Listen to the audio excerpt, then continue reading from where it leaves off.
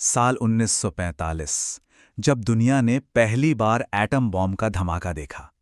एक ऐसा पल जिसने इतिहास की दिशा हमेशा हमेशा के लिए बदल दी। इसने इंसानियत के हाथ में वो ताकत दे दी जिसकी पहले कोई कल्पना भी नहीं कर सकता था। लेकिन क्या ये बात सच हो सकती है? वो बम जो इतना विनाशकारी था, क्या वो आज के हथियारों के सामने कुछ भी नहीं है? आज हम समझेंगे दुनिया के दो सबसे खतरनाक हथियारों के पीछे का विज्ञान, एटम बॉम्ब और हाइड्रोजन बॉम्ब। आखिर क्या फर्क है इन दोनों में? तो चलिए शुरू करते हैं। सबसे पहले आता है एटम बम, जिसे ए बॉम्ब या फिशन बॉम्ब भी कहते हैं। इसका जो मूल सिद्धांत है वो बहुत ही सीधा है, चीजों को तोड़ना। इस प्रोसेस को कहते हैं न्यूक्लियर फिजन, और इसके पीछे का विज्ञान है आइंस्टाइन का वो मशहूर फॉर्मूला E=mc²। जब यूरेनियम जैसे किसी भारी एटम का न्यूक्लियस यानी केंद्र टूटता है तो उसका बहुत थोड़ा सा मास या द्रव्यमान जबरदस्त ऊर्जा में बदल जाता है। और देखिए, ये सिर्फ एक बार नहीं होता। एक एटम के टूटने से जो न्यूट्रॉन निकलते हैं वो दूसरे एटम से टकराते हैं और फिर वो आगे और एटम्स को तोड़ते हैं। देखते ही देखते सेकंड के एक छोटे से हिस्से में ये एक बेकाबू चेन रिएक्शन बन जाता है, ठीक वैसा ही जैसा हिरोशिमा पर गिरे बम में हुआ था। अब बात करते हैं दूसरे और कहीं ज्यादा ताकतवर हथियार की, हाइड्रोजन बम, जिसे एच बम या थर्मोन्यूक्लियर बम के नाम से भी जाना जाता है। और ये स्लाइड दोनों के बीच का बुनियादी फर्क बहुत अच्छे से दिखाती है। जहां एटम बॉम्ब एटम्स को तोड़ता है, वहीं हाइड्रोजन बॉम्ब हल्के एटम्स को एक साथ जोड़ता है। पता है ये कौन सा प्रोसेस है? ये वही प्रोसेस है जो हमारे सूरज को शक्ति देता है। इस प्रोसेस को न्यूक्लियर फ्यूजन कहते हैं। लेकिन यहां एक बहुत बड़ी मुश्किल थी। हल्के एटम्स को एक साथ जोड़ने के लिए आपको सूरज के केंद्र जैसी गर्मी और दबाव चाहिए, मतलब करोड़ों डिग्री का तापमान। तो सवाल ये उठता है कि इतनी भयानक गर्मी आखिर धरती पर पैदा कैसे की जाए? इसका जो हल निकाला गया वो जितना आसान है उतना ही ज्यादा डरावना भी।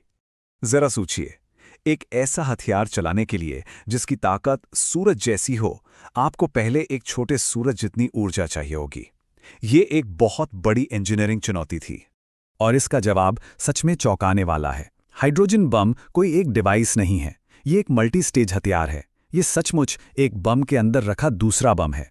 तो ये ऐसे काम करता है, पहले स्टेज में एक छोटा एटम बॉम्ब फटता है, फिर दूसरे स्टेज में उस धमाके से जो जबरदस्त गर्मी और दबाव पैदा होता है वो हाइड्रोजन एटम्स को आपस में जुड़ने पर मजबूर कर देता है, और इससे होता है एक बहुत बड़ा फ्यूजन धमाका। मतलब छोटा बॉम्ब बड़े बम के लिए सिर्फ एक ट्रिगर का काम करता है। तो अब जब हम ये जान गए हैं कि ये काम कैसे करता है, तो असली सवाल ये है कि ये कितना ज्यादा शक्तिशाली है। ये फर्क हमारी कल्पना से भी परे है। इन नंबरों को देखिए, अंतर बिल्कुल साफ है। हिरोशिमा बम की ताकत थी 15 किलोटन, यानी 15,000 टन TNT के बराबर। और अब इसकी तुलना कीजिए अब तक के सबसे बड़े हाइड्रोजन बम, रूस के जार बॉम्बा से, जिसकी ताकत थी 50,000 किलोटन। ये एक ऐसी विनाशकारी शक्ति है जिसकी हम कल्पना भी नहीं कर सकते। सीधे शब्दों में कहें तो जार बॉम्बा अकेला हिरोशिमा पर गिरे बम से 3,300 गुना ज्यादा ताकतवर था। सोचिए, एक अकेला बम 3,300 बमों के बराबर। और शायद ये तुलना इस फर्क के पैमाने को समझने में सबसे ज्यादा मदद करती है। दोनों ही विनाशकारी हैं, लेकिन उनकी क्षमता में जमीन आसमान का फर्क है। तो हमने क्या सीखा? इन दो विनाशकारी हथियारों के बीच का मुख्य फर्क क्या है और ये हमारे लिए क्यों मायने रखता है? तो मुख्य बातें ये हैं। पहली, एटम बॉम्ब एटम्स को तोड़ता है, जिसे फिशन कहते हैं। दूसरी, हाइड्रोजन बॉम्ब एटम्स को जोड़ता है, जिसे फ्यूजन कहते हैं।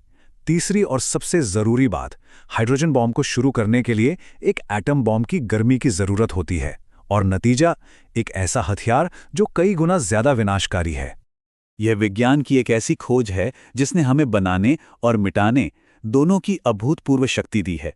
सूरज की शक्ति को एक हथियार में कैद कर लिया गया है, और यह हमें एक बहुत ही जरूरी सवाल के साथ छोड़ जाता है।